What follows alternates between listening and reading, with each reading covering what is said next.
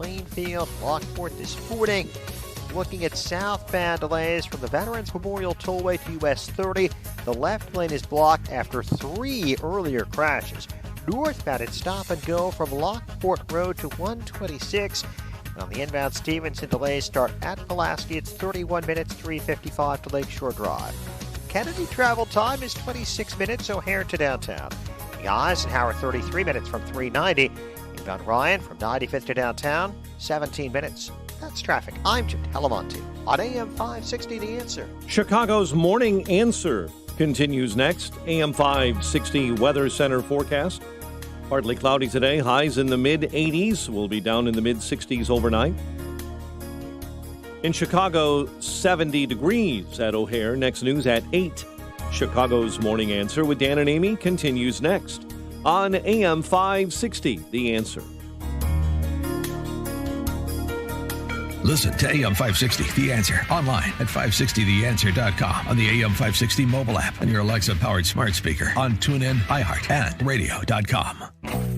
If you're looking for the latest news, insight into what it means, and the sharpest of lockdown policy, as many states are still grappling with their approach, states and cities grappling with their approach to COVID-19 and engaged in this lockdown whack-a-mole, as I've described it. Here's Ron DeSantis on what he's done previously, and now that the summer spike has receded, including in Florida, what he will do or not do going forward. You go back to the end of June, beginning of July, people said, you have to shut down Florida. It'll be exponential. It'll run away. It'll never go down unless you shut down. And, I looked at kind of the life cycle of the virus in different parts of the world, different regions of the United States, and I said, no, if we focus on protecting those most vulnerable, if the folks, particularly in the nursing homes, if other folks take the basic precautions that we've preached about avoiding some of the riskier behaviors, and then if we make sure those hospitals have what they need, PPE, personnel, whatever, medicine, that we would be able to get through it, minimizing the harm to society. He went on to say he will not lock down Florida again. Good. For more on that, we're pleased to be joined by Wall Street Journal columnist and economist and noted rally speaker. I saw him this weekend in Woodstock addressing the Trump faithful. He is Steve Moore. Steve, thanks for being with us. Appreciate it. Hi, Dan. Hi, Amy. By the way, it was great to see you this weekend, Dan. You did a wonderful job at that rally. Thank you very much. much. It's. I think that I didn't know there were so many conservatives in the state of Illinois. That was a really great, fun event, and look, the momentum is good right now. And I love that clip that you just played from Ron DeSantis. I mean, he is exactly right. The lesson of the last 4 months is that economic lockdowns do not work. I hope that Pritzker listens to your radio show, because, Governor, lockdowns have not reduced deaths. They've just caused massive economic problems for states and for the country. And, DeSantis has done it right. They have like 1/5 the death rate of New York, and New York and Florida have virtually exactly the same population. So they did something right that New York didn't, because the death rate is so much lower. Well, Stephen, today is September 2nd. A lot of people have to pay the rent, pay their mortgage, and a lot of people are still out of work. Who could qualify for additional stimulus check money, and when, if, is it ever going to come? Well, I'm not a big fan of all this stimulus spending, because, the government can only send out checks to people if it takes, money away from someone else. But it's really interesting where this stimulus debate is right now with respect to Nancy Pelosi and Trump. I mean, the Trump and Pelosi both want to do these $1,200 checks so that a family would get about $3,000 almost in the next week or two. And yet Pelosi won't agree to that, even though, both of them want it, because she wants $800 billion from blue states, for blue states like Illinois and New York and New Jersey and Connecticut and California. And the Republicans say, look, why should we be bailing out, corrupt and incompetent and bankrupt blue states when you've got 18 red states that have already balanced their budgets? So that seems to be the hang up. And the question people should ask is, look, why don't you agree to what you agree on and get the money out there to people, and then, you can have a debate about what you don't. But Pelosi basically said, I'm not budging. If I don't get everything I want, people are going to get nothing. And that's kind of holding the American people and the American economy hostage, in my opinion, for political gain. Well, although it's good news as far as I'm concerned, and I think you're concerned that exactly, I don't even want the stupid stimulus. So Nancy Pelosi is too busy getting her hair did to negotiate on the topic, and so that's good because she's on the side of conservatives. Inadvertently, they both believe stimulus. Yeah, they both believe in this Keynesian fantasy of government stimulus, but she's preventing it from happening. The bottom line is the economy is really getting better at a pretty nice pace. I mean, there's still a lot of work to be done, but we've got a jobs report that comes out on Friday morning, and that's going to probably show another million or so jobs, maybe as many as 1.5 million additional jobs created. The industrial production numbers are good. Factory orders are good. No, just on that, ADP this morning projects 428,000 jobs created in August, but to be fair, they were off by about a factor of 15 last month. So, take that for what it's worth. I hope that number is wrong. I have not seen the ADP number yet. Yeah. And but the numbers look differ from one month to the next. But 400,000 would be a disappointment. I want to see another million jobs created because, look, we still have 20 million people unemployed. I was just on Fox News. The reason I was a minute or two late for your show and debating this guy, Robert Wolf, who's an economist for Biden. He said, the Trump is, the Trump is responsible for this high unemployment. I'm like, okay, look, he is the president, but it's all these blue states like Illinois, right, like Connecticut, and like New Jersey, like New York, and like California that are locking down their economies with Democratic governors. And then they're saying, look, Trump, you caused all this unemployment. Trump is the guy who wants to get the economy up and running, and it ain't happening. And then Biden's running around saying, listen, my scientists tell me to, I'll shut down the whole economy again. I don't know. I don't even understand what the liberal line is on this. I mean, are they for opening up the economy and jobs or not? Well, it's very much consistent with their approach on street violence, the mobocracy, which is this is happening in Trump's America. So it's policies that we're implementing at the local level, but we don't like the consequences, so we're just going to ascribe them to Trump. Well, the best example of that hypocrisy you're talking about, Dan, is what happened in Portland. And the Wall Street Journal had a great editorial about this the other day, where they said, "Look, here's what happened in Portland. They had, massive protests. It's like 90 days now of the city under siege by these left-wing thugs." And the mayor never did anything about it as it got more violent and more people being hurt and even killed by this. And so then Trump brings in, federal troops to try to restore order. And the mayor and the governor say, "We don't want your damn troops here. Get out of here." And so then, he pulls them out and they have more violence again. And then they blame it on Trump. I know. Really? Well, So how can you possibly, and Biden said this yesterday in his speech, the reason we have violence in our cities is because of Donald Trump, because he's so divisive. I'm like, well, come on. I mean, you may not agree. I didn't agree with Barack Obama's policies, but damn it, you and I didn't go down burning down buildings.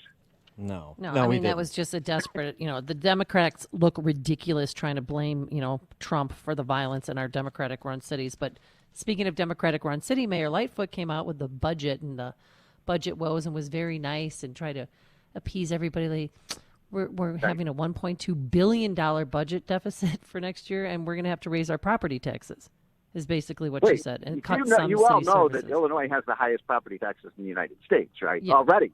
So, I mean, that is an absurd solution to this. I mean, why don't they start cutting government spending? I know that's an old-fashioned idea, but if a business can't pay its bills, it starts to cut its expenditures. Have there been any expenditure cuts in Illinois? No, and the most secure job to have right now is a government position, especially in Illinois, because she just seemed so pained when she said, and we might have to cut some city workers. But I don't want to do that. But we'll try other avenues first. But her first agenda is to raise our property taxes, then maybe cut back on some city services. I have a solution to the crisis, right? Why don't they do something about the most outrageous, outlandish pensions in the United States? I mean, everyone I know, as you know, I'm from Illinois. I was back last weekend. I talked to friends, liberals, conservatives, independents, libertarians. Everyone agrees, everyone agrees that the pensions are completely out of control, that they're indefensible, and yet nobody in the state does anything about it because the Democrats seem to be in the hip pocket of the teachers' unions and the government unions. And it means that all of the other public services, which aren't very good in Illinois in the first place, suffer because of the outlandish pensions. Can't something be done? I want to go back. Well, that's a rhetorical question because because Steve Moore knows the answer. We all know the answer. It's a political will problem. It has been for generations. It will continue to be. I want to go back to the lockdowns and COVID-19. Don Luskin, who is the chief investment officer at Trend Macro, writing on your pages there, Wall Street Journal, data. Since we are beset by men and women of data and science. The analyses that Trend Macro, this analytics firm, did find I know that very well. Yeah, find actually that the lockdowns. He writes the lesson is that that lockdowns made the spread of COVID-19 worse, although the raw evidence might actually suggest that, but that lockdowns probably didn't help and opening up didn't hurt. This defies common sense. In theory, the spread of an infectious disease ought to be controllable by quarantine. Evidently not in practice, though we are aware of no researcher who understands why not. Well, I mean, there's some supposition about that, but setting aside the supposition for now, the bottom line is you choose a policy and then you assess the impact of the policy. That's what Don Luskin is doing here. And the impact of lockdowns is negligible to negative impact on stopping the spread before you even get to the economic damage imposed. Yeah, look, I've been saying this for months and from the start that here's first of all, the evidence is clear that the states with the highest death rates by far, states like New York, New Jersey, Rhode Island, Massachusetts, Connecticut, had by far the most draconian lockdowns. So, and not 20 or 30% more deaths, like 400% more deaths. And then the question is, why do lockdowns not work? And my explanation is very simple. Most of the deaths, look, this is an old person's disease, right? If you're going to deal with it, you have to deal with keeping old people safe. And they didn't do that in these states. Instead, they locked down everything.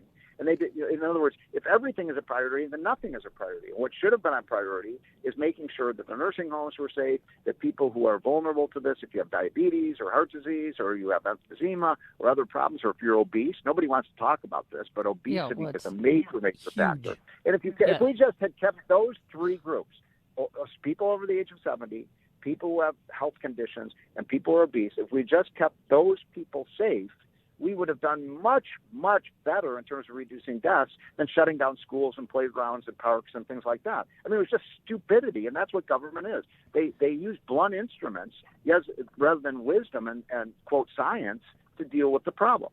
But it's not only the government, it's the media. I mean, they are frothing at the mouth. Every time a college student gets sick, I mean, so my niece goes to Mizzou, and now 9 of her friends and her boyfriend have it. She's still tested negative, but nobody's sick. Nobody. I go, does anybody of your 9 friends, does anybody even have a cold? She's like, no, they're locked in their dorm rooms for 14 days and nothing, not even a sore throat, a scratchy throat. Amy, you just hit a hot button with me that has me so damn angry. I mean, what the hell is going on in these colleges? They're not having classes, but they're putting people in these prisons of the dormitories. You can't leave. Really, you can't make up the stupidity of this. What is the point of having the kids on campus locked in their dormitories so that they can go out and, of course, 19 and 20-year-olds are going to go out and party. Yeah, people got coronavirus. How does it make sense to be in a dormitory but not in the classroom? Well, they don't want them to leave to bring it back to their households, which it doesn't matter anyway.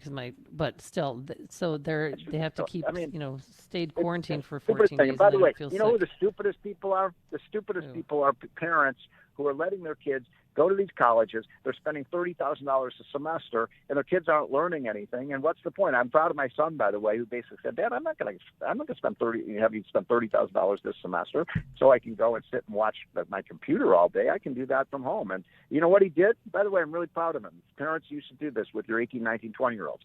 You know what he's doing? He's working. He's working. What a concept. Take a gap year. Yep. And by the way, he's going to learn a lot more working than he would in these stupid classrooms. And college is the most overrated thing in America. Well, and everybody's got to protect their phony baloney jobs, and that means that everybody's got to pay full freight or be underwritten by the government when it comes to college education. And so I really appreciate what Ryan Glass-Steagall did over at Outkick.com. He looked at the 11 Big Ten presidents and chancellors who killed the football season. And just provided their contact, their salary information, and their email address in case you wanted to communicate with your Big Ten presidents and chancellors. noting that all of them earned the top 1% annual income in the country, which was $475,000 in 2019. Oh my God. Chancellor at Illinois, $737,000. At Indiana, $952,000. At Michigan, $920,000. At Michigan State. Are they taking a pay cut this year? Pay cut? Yeah, right. Hilarious. No, So you're saying no, they're not going to take a pay cut, even though they've shut down everything. They're going to. And by the way, a lot of the coaches at state schools who are state employees, like Levy Smith, making $4,000. I haven't heard any announcement about a pay cut for him. He's the highest paid state employee in Illinois. But listen to this, because of Iowa he not went 3-8 playing last year. Yeah, because of Iowa, Stephen, you got to hear this. Because of Iowa not playing football, the university's out $100 million. And so guess what they're doing? Now they have to cut the men's gymnastics team. Now they're cutting the boys and girls swimming and diving teams because they don't have enough money to pay for that. So football is a big business, and it does help other sports and female athletes. Yep, it's a damn shame. And, meanwhile, the Mid-America Conference is playing. And, by the way, the only school, there's a great article in the Wall Street Journal the other day, that the only sports team that isn't playing sports in football, the only team in the entire state of Ohio that is not playing football this Ohio State. fall? Ohio State. Yeah. I mean, Cincinnati's playing, Xavier's playing, Miami of Ohio is playing, the high schools are playing, but not Ohio State. And by the way, that is a football capital of the world. But look, the good news is things are getting a lot better with the virus. And by the way, that's the amazing thing. This should be headlines every single day. The caseloads are falling down dramatically. That's the death rate too. Well, it's starting to fall, and it's going to continue to fall. But nobody, what's the old saying in the media? If it bleeds, it leads. And if it doesn't bleed, nobody pays any attention. He is Steve Moore, economist, Wall Street Journal columnist, author of Trumponomics. Steve, thanks for joining us. Thanks. Thank you. And he joined us on our turnkey.pro answer line. This is the morning show more Chicago radio listeners are choosing.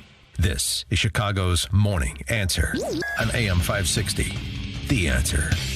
Hi, Barry Sterner, founder of your number one home mortgage company, Townstone Financial. Want to close your loan quickly? Want to work with a company with the newest technologies in the mortgage business and get all this with great rates and low closing costs? Then look no further. The answer is Townstone.com. What else does Townstone currently have? How about the low interest rate Home Ready program and Home Possible for home purchases that come with free appraisals? We are also obtaining appraisal waivers on many types of refinances and purchases for conventional loans, which will save you over $450 in closing costs. Don't want to find your bank statement or pay stubs? Well, with our new technology, we can obtain these in many cases without you lifting a finger. Remember, it doesn't matter if you're searching for a jumbo mortgage, FHA, VA, or even a reverse mortgage. I guarantee no one is going to beat Townstone's interest rates and low closing costs, and I own the company. So give us a call now at 312-896-2110 because nobody values your home purchase and refinance business more than Townstone.com. That's TOWNSTONE.com. Townstone Financial is licensed in Indiana, Michigan, Wisconsin, Florida, NMLS 136639, www.nmlsconsumeraccess.org, Equal Housing Lender. Oh, you all know how much I love My Pillow and how much it has changed the way I sleep. So when Mike Lindell came out with a new mattress topper, I couldn't wait to try it. And I have to say, I don't know if I love My Pillow or the My Pillow mattress topper more. It's that good. So get ready for some of the best sleep of your life. Mike's exclusive 3-layer design includes the My Pillow foam for support, transitional foam